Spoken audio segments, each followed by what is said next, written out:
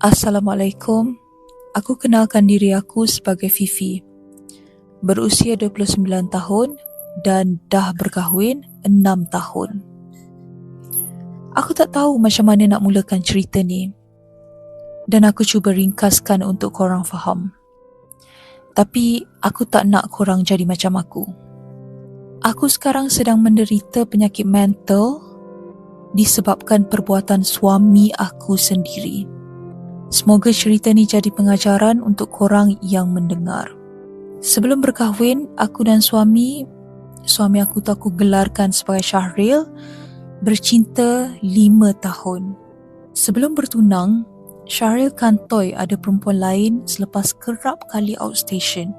Selepas dapat tahu perkara tu, aku nekat putuskan hubungan kami dan tukar nombor telefon. Namun Syahril berusaha untuk pucuk aku kembali.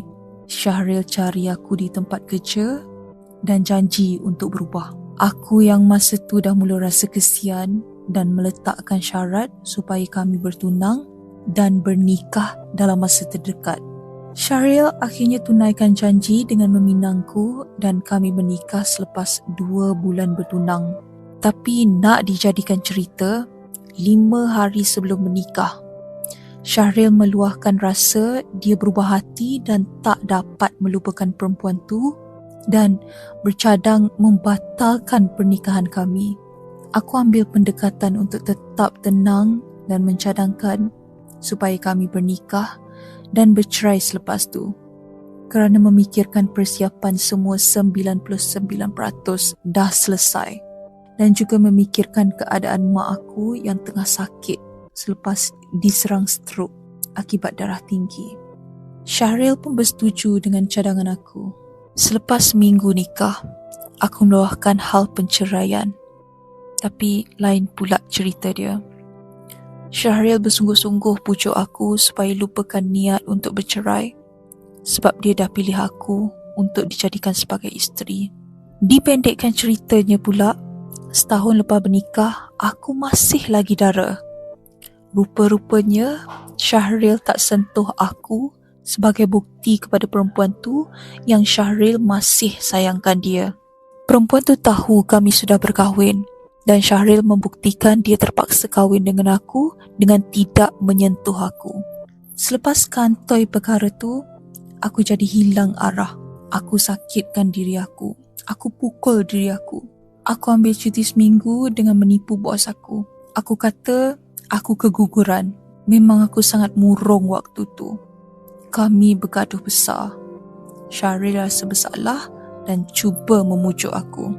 Syahril bawa aku bercuti dan dalam keadaan terpaksa, Syahril telah merogol aku. Kenapa aku cakap merogol? Sebab tanpa kerelaan hati aku. Hati ni dah tawar selepas dia tak sentuh aku sebab masih nakkan perempuan tu. Aku dirogol sambil aku menangis. Selepas kejadian tu, setahun, boleh kira dengan jari berapa kali Syahril menyentuh aku. Setahun selepas kejadian tersebut, Syahril kantoi lagi. Kali ni dengan perempuan lain pula. Aku tangkap dia sedang berWhatsApp lucah dan diorang berkongsi gambar lucah masing-masing. Betapa hancurnya hati aku bila tahu sikap Syahril yang macam ni. Aku larikan diri dari rumah dan bermalam 3 hari di hotel. Tapi aku masih berhubung dengan Syahril. Aku minta izin untuk menenangkan diri. Dan ianya berakhir apabila aku menyuruh Syahril call perempuan tu depan aku. Dan mengaku dia beristeri dan putuskan hubungan serta-merta. Selesai bab tu. Selang beberapa tahun, aku baru nak bahagia dan pulih daripada kemurungan dan anxiety attack. Syahril ditugaskan outstation ke luar negeri selama 3 minggu. Masa tu aku okey dan biarkan dia pergi tanpa langsung rasa syak wasangka. Sebab dia dah banyak berubah dan menjalankan tanggungjawab batin dia seperti biasa. Ceritanya bermula selepas dia balik dari outstation. Seminggu lepas tu, dia akan ke outstation semula ke tempat yang sama. Sehari sebelum dia pergi, aku pinjam telefon dia sebab nak call mak aku. Tergerak hati aku nak buka WhatsApp Syahril. Rupanya naluri aku betul. Syahril kantoi bercinta dengan staf hotel yang dia menginap masa dia outstation dulu. Dan mereka dah pernah keluar sekali. Outstation kali kedua mereka dah rancang untuk jumpa lagi. Tapi kantoi dengan aku. Aku terus mengamuk. Aku sakitkan diri aku lagi. Aku suruh dia lepaskan aku. Aku dah tak tahan dianiaya. Sedangkan semua tanggungjawab aku laksanakan.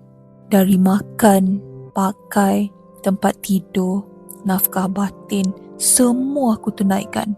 Hari tu Syahril menangis tengok aku mengamuk dan suruh dia lepaskan aku. Syahril bersungguh-sungguh menangis dan peluk cium kaki aku. On the spot aku suruh Syahril call perempuan tu untuk berterus terang dia dah kahwin. Syahril buat apa yang aku suruh. Kemurungan aku datang semula. Malah makin teruk. Hari-hari aku nangis. Tak dapat tidur. Kurang selera makan. Aku ingatkan penderitaan aku sampai di situ. Rupanya tak. Senangnya Syahril berlakon dengan air mata buat aku percayakan dia. 2 minggu lepas tu, Syahril perlu outstation lagi. Hati aku rasa tak sedap lagi. Naluri aku kuat untuk hack WhatsApp Syahril tanpa pengetahuan dia. Pagi tu sebelum bertolak kami sempat berpelukan dan aku menangis di pelukan dia sambil bercakap, aku tak kuat. Jangan khianati aku lagi. Dia mengiyakan dan berlalu pergi. Sungguh gerak hati aku tepat. Aku cek WhatsApp Syahril yang aku hack. Ya Allah, Syahril dalam perjalanan jumpa perempuan tu. Memang Syahril outstation, tapi dia sengaja pergi awal sebab nak jumpa dengan perempuan tu. Entah apa yang merasuki aku. Aku pecahkan almari, pecahkan pinggan dan tingkap rumah aku. Aku ambil kaca dan toreh tangan dan leher aku. Darah memercik satu bilik. Aku ambil gambar dan hantar ke Syahril dengan mesej, Allah nak tunjuk sekejap je. Ni yang kau pilih. Terima kasih sangat-sangat. Beserta gambar screenshot WhatsApp mereka. Aku terus hidupkan enjin kereta untuk ke hospital. Syahril berulang kali WhatsApp dan call aku. Aku dah tak pedulikan. Sampai di hospital, aku dimasukkan ke zon kuning. Masa tu aku diam 1000 bahasa. Selepas doktor datang untuk cek aku dan bertanya apa yang terjadi, aku terus menangis sekuat hati. Aku meluahkan apa yang berlaku. Selepas sejam lebih di hospital, Syahril sampai memeluk aku dan meminta maaf. Aku tak pasti macam mana dia tahu aku kat situ. Aku masih diam tanpa berkata apa-apa. Selepas rawatan selesai, aku terus dirujuk ke klinik psikiatri hospital tersebut. Suami aku juga diberi kaunseling atas permintaan aku, tapi berasingan. Aku diberi ubat psikiatri 2 jenis dan dibenarkan pulang. Syahril ambil cuti 2 minggu jaga aku. Sebulan telah berlalu. Aku masih kemurungan dan perlu makan ubat. Syahril hari-hari akan minta maaf dan peluk cium aku. Aku masih tak boleh move on. Hampir setiap hari aku diserang anxiety attack, berpeluh, jantung berdegup laju, tangan kaki menggigil dan terasa lemah. Hari-hari aku hanya terbaring kaku tanpa buat apa-apa. Seminggu pertama selepas kejadian, aku tak dapat menguruskan diri aku dengan sempurna. Aku masih menangis hari-hari mengenangkan apa salah aku. Kenapa aku diperlakukan begini? Kenapa dia tak lepaskan aku kalau dia tak sukakan aku? Kenapa perlu simpan sedangkan dia sering kali curang pada aku?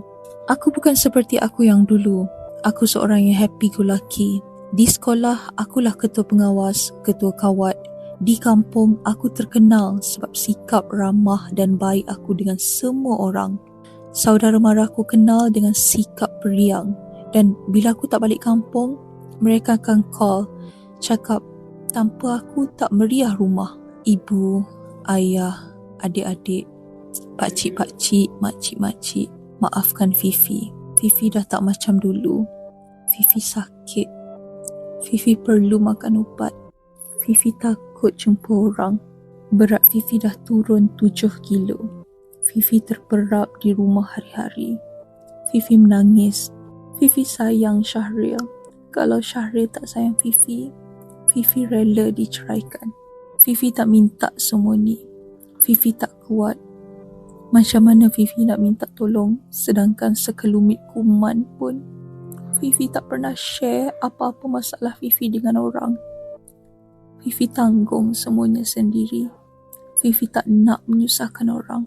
Fifi yang pilih Syahril. Allah pilih Fifi untuk lalui semuanya. Doakan Fifi dari jauh. Doakan semangat Fifi pulih. Doakan Syahril berubah ke arah lebih baik. Sebab Fifi dah tak kuat. Fifi sekarang seperti tebing sungai yang menanti masa untuk runtuh dan hanyut. Fifi takut. Fifi takut kesabaran Fifi diuji lagi. Tolong Fifi. Fifi tak larat. Fifi tak kuat. Dan kepada perempuan di luar sana, aku tak salahkan korang kalau korang bercinta tanpa tahu laki tu suami orang. Tapi bila korang dapat tahu, tapi masih lagi meneruskan hubungan, korang memang nak menjatuhkan kaum korang sendiri.